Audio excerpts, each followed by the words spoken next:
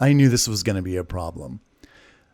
I was initially really excited at the idea we got to pick the 109th character's design, and I still am.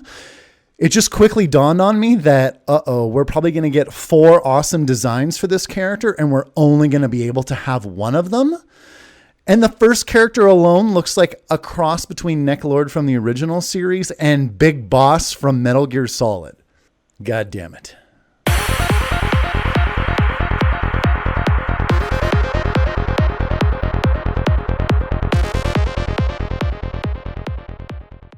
Hey everybody, welcome back for another game break.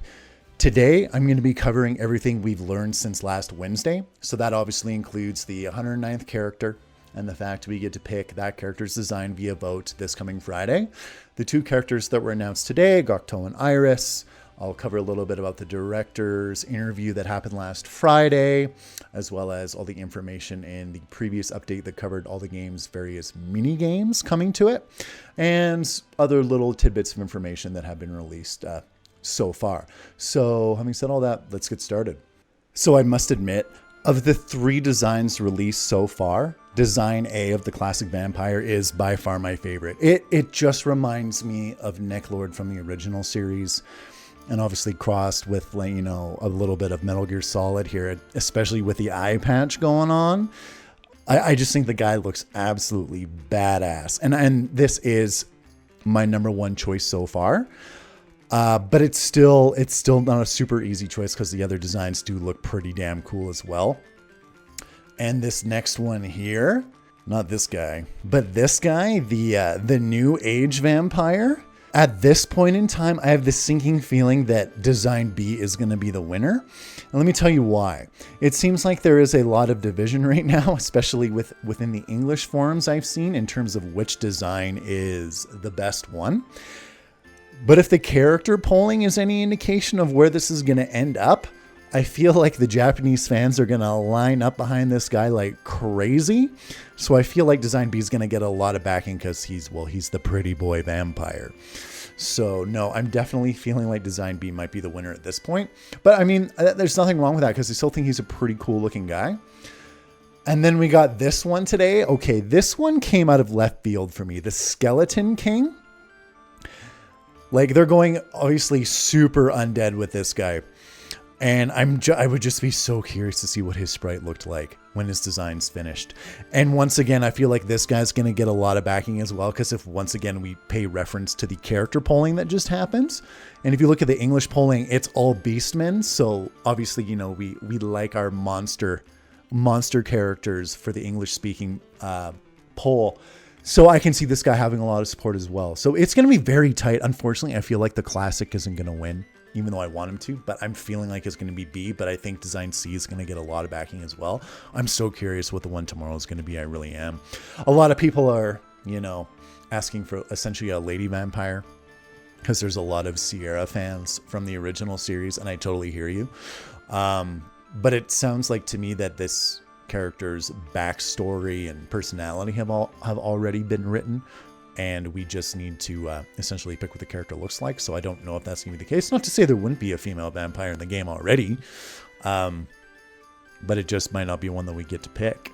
So no, I mean, loving the character design so far. I'm just sad we're not going to get all of them. And hey guys, let me know in the comments who you're going to vote for on Friday for the character designs here. I'm very curious to see what all your heads are at. So now at least we can talk about some characters we're for sure getting. So the first character, Gokto, he very much fits in line with what I was thinking he was going to look like. There were kind of 2 ways I was thinking they were going to go. Very much like the disheveled, maybe kind of rogue look, or like essentially like the business tycoon, and they very much went with the business tycoon look. No, like definitely like his design. Interesting choice in hair with that little tuft of green, but no, he definitely looks like a guy who you don't want to mess with necessarily. And I like the fact he's a bit of an unsuccessful gambler as well, because most gamblers are. So no, definitely liking Gokto so far, and at least we got a male character that's over 18 years old now, right? So something for us older fans out there. And the next character we got here is Iris. Very much falls in line with what I thought she would look like. Very much looks like the, you know, kind of like the bookworm or the studious type, you know, wearing glasses, stuff like that. But no, like, I mean, once again, like her design, like the long braid she's got like going down the side there. But no, I mean, Kawano's doing excellent work with the character art so far. You know, I'm really impressed with the job she's doing. But no, like Iris too, very much in line with what I thought she would look like. And something I just want to quickly include is just a quick shout out to the Suikoden Revival movement. Thank you very much for including me in one of your posts on your Facebook page. It was very unexpected and, you know, quite an honor. And also to the Eiyuden Chronicle Kickstarter. Thank you for posting me in one of your updates. That was also super unexpected. And it definitely really woke me up first thing in the morning when I saw it. So thank you very much. So along with the previous update, they gave a detailed explanation of all the various mini games in this game, and you know, they're sounding, you know, quite promising, you know, and there's definitely a lot of them. Holy cow. And there's more to come too, potentially. So for example, the fishing mini game, very much in line with classic JRPGs. You know, it's all dependent on which fishing rods you use, what bait you use, you know, you can sell your catches, stuff like that. You know, pretty straightforward, but I mean, I like little simplified fishing mini games in JRPGs. So the next minigame they detail is the Beigoma minigame, and it very much sounds like what a lot of, you know, other RPGs do with like maybe card games and stuff like that, like maybe Gwent from The Witcher, where you go around and you challenge people and you climb in rank, so on and so forth. But no, I'm very curious to see what it will look like and, you know, how they're going to implement it into the game. And apparently you can learn various skills while playing it and such too. So no, I'm very curious. And the trade minigame sounds very much like the Suikoden trading posts, where essentially you buy low and you sell high in various regions. I remember doing that a lot in Suikoden 3, I believe. So no, it was always something that was, you know, fun to do. You know, it definitely would earn you some really good money at certain points in the game. Absolutely. So no, definitely something to make another buck in the game. It's appreciated. So the next thing that they cover is the egg leg racing and training. And I gotta say, I love the design for the egg legs. They're cute, but they're also evil as shit looking. So, I mean, I love them just for that alone. And every, you know, classic JRPG series, or established JRPG series anyway, you know, Final Fantasy, for example, had the chocobos and the Moogles for like the monster mascot. Dragon Quest has the slimes, and it seems like the egg legs will very much be the monster mascot for Eiyuden going forward. No, I just love how they're cute and evil looking. I just, you know, they're cute, but they'll fuck you up is kind of the impression I get from them. So no, so obviously we have for the egg legs, we have the racing game. You know, it says here races are held in large towns. Lots of people gamble on them, who they think will win. Yeah, and I like the fact that we get to raise and breed them ourselves and then send them to race. And then it says here for the egg leg training, once you acquire Fortress Town and an egg leg trainer, you'll be able to raise your own. And then obviously they're going to have, you know, different traits based off who their parents are. So no, it very much kind of reminds me of, you know, to a certain degree, the chocobo raising that occurred in Final Fantasy 7, right? You can raise different type of chocobos based off stats and, you know, the color of their parents. And then last Friday, we got a chance to, you know, have a bit of an interview with the game's director, Kamuda. And I very much was, you know, happy with a lot of what he had to say. You know, he very much wanted to, you know, give a bit more complexity to this game's battle system, because let's face it, Suikoden had quite a simple battle system back in the day. Like there wasn't, you know, a ton of strategy to it. It wasn't super complicated. And very much they want to add a bit more, you know, in terms of strategic elements for this game's battle system. So I'm all for that. They want to emphasize character positioning. They were talking about, you know, introducing unique character AI in terms of how they, you know, react to certain enemies they encounter. So I mean, that all sounds great. And then he very much touched on RPGs and stories told within them, and how he got into, you know, playing RPGs because, you know, he loves the stories they tell, and he loves being able to immerse himself in the world and in the stories that those games tell. and that's why I got in the industry. So, I mean, that just all sounds great. And I can't help but laugh at the reaction he had to being asked about Minigames being put in the game. And he just kind of laughs, and he's just like, it was kind of one of those reactions where he's like, oh my God, my boss wants me to do so much work with these goddamn Minigames. He's like, I got my work cut out for me. And he totally does, because he's got like half a dozen already, and he's got more in the pipeline potentially, because we're probably going to meet that farming minigame stretch goal too. So no, I'm looking forward to seeing the game he can provide us, and shit, man, good luck. And a couple of other little interesting tidbits of information released with today's update was the fact that they want to have the Kickstarter backers sing a line for this game's end theme song. I gotta admit, as soon as I read that, I was just like, oh man, that's gonna sound interesting. That's not what I thought. I thought terrible initially. But honestly, with post-production work that they can do nowadays, especially with audio and editing software, it'll sound fine. So I think it's just a nice way of, communicating with the fans and, letting them feel like they're part of the project, which they've done an excellent job of doing so far. So no, I definitely don't see anything wrong with it. And it'll be very interesting to see what it sounds like when the game's released in 2.5 years from now. And they also want to have a closing stream with everybody. So they said it would last for about 4 hours or so. So no, it'll be interesting to see what they decide to do. They very much just want to kind of like, ring in the new year or whatever with everybody as the Kickstarter comes to a close.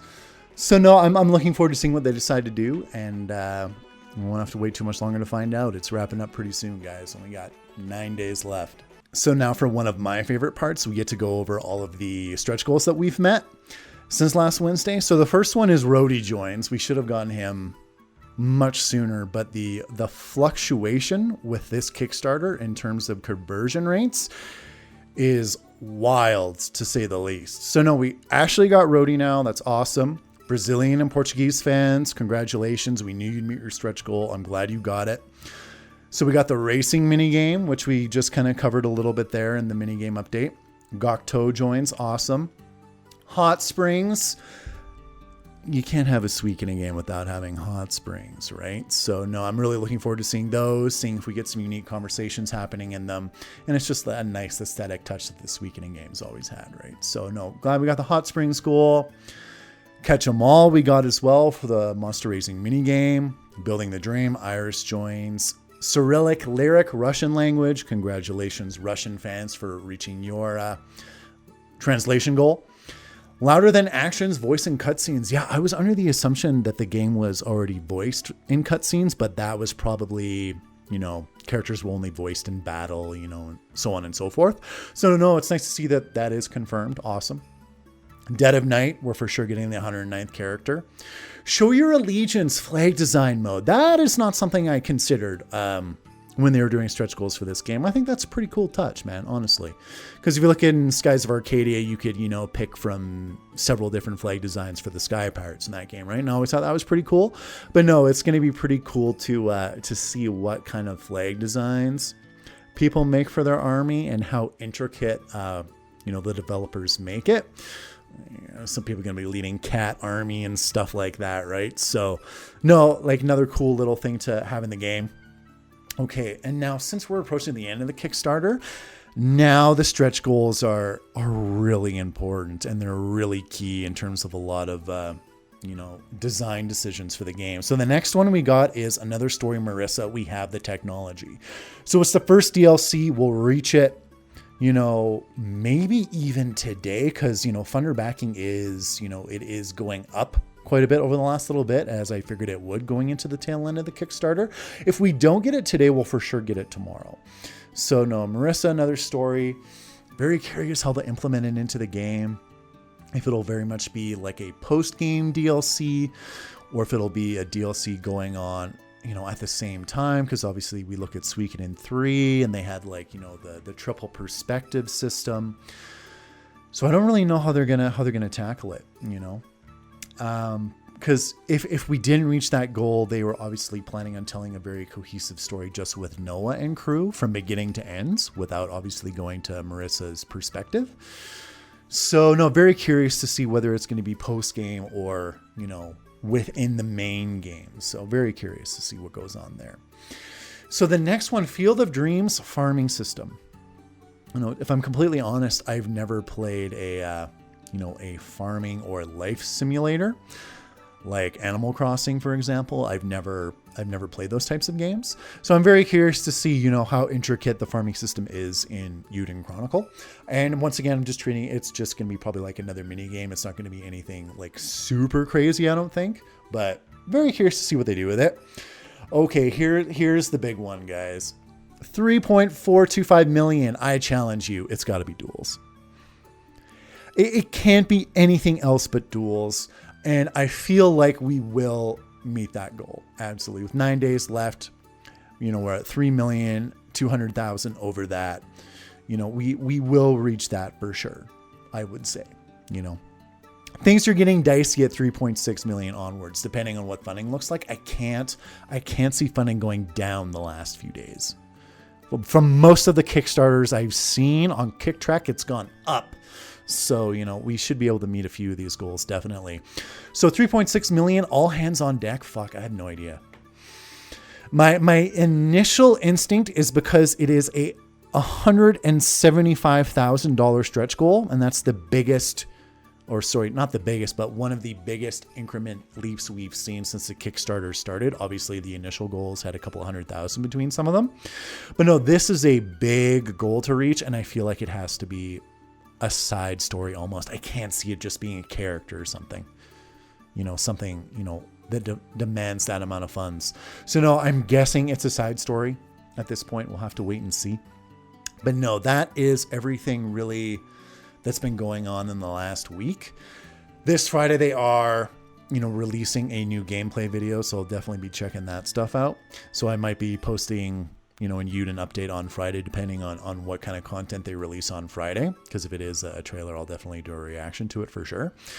Otherwise, I might just wait till the following Wednesday. Thanks for tuning in, everybody. I'll be back to talk to you again soon about more Eiyuden Chronicle. Take it easy.